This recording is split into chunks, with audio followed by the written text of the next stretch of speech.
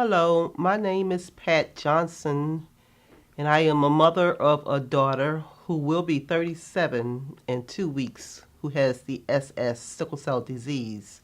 I didn't know about sickle cell anemia until 3 days after she was born. I was leaving the hospital, and the doctor rushed into the room to let me know that my daughter had sickle cell anemia. And at that time, I didn't really understand what sickle cell anemia was. So I just went with the flow, took my darling baby home, and loved her. But little did I know, when she became like 6 months old, her hands and her feet and her ankles started to swell up, and I didn't know what it was, what entailed it to be swollen up, and it came from the sickle cell and her red blood sickling up, causing pain. So we was dealing with that, and then when she get around 4 years old, that's when she started having excruciating pain where it really hurt her and it hurt me to see her go through it.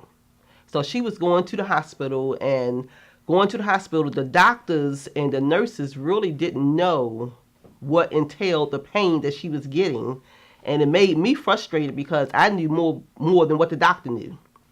So anyway, she had the pain crisis, and she was going back and forth to the hospital. And in that time, it was devastating. First of all, too, I don't want to start crying.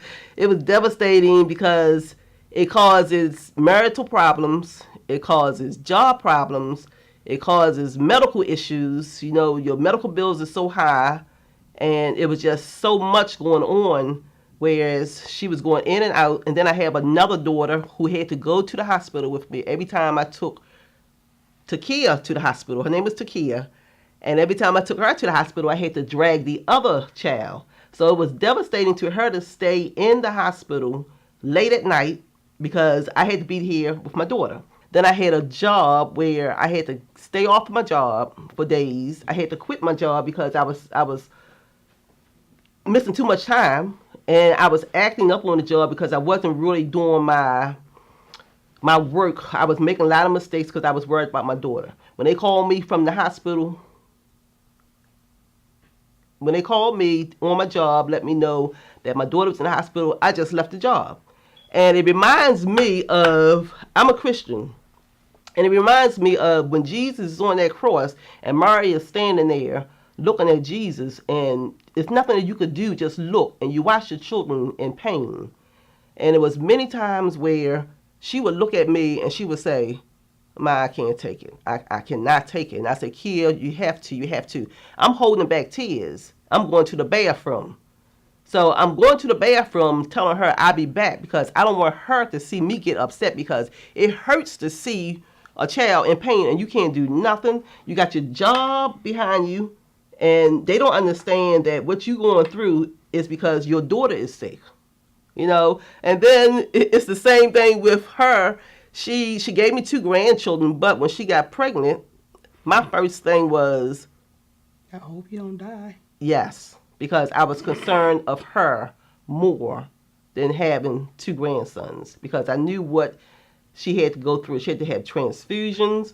She had so much pain. And then with her husband, I'm going round and round, when her husband takes care of her when she go to the hospital, I have to go to the house and I take care of the little boys. So the sickle cell affects everyone in the family, and it hurts. It really hurts when you can't really do nothing to your child, and it's not too many people out there who know about it. They need to know what you go through. And this is my head, and I'm going to say that part of it came from the stress with her. Okay, it's alopecia, but God has delivered me from the pain of losing my hair. But a lot of it comes from the stress, because it's very, very stressful. But He has delivered me, and I'm just going to deal with it because my daughter is here. My daughter is here. But I wish that someone, and maybe what we're going through now, or what we went through, could help somebody else. Because I go on Facebook, I see all these sickle cell Unite patients in a hospital, and they saying almost the same thing my daughter said.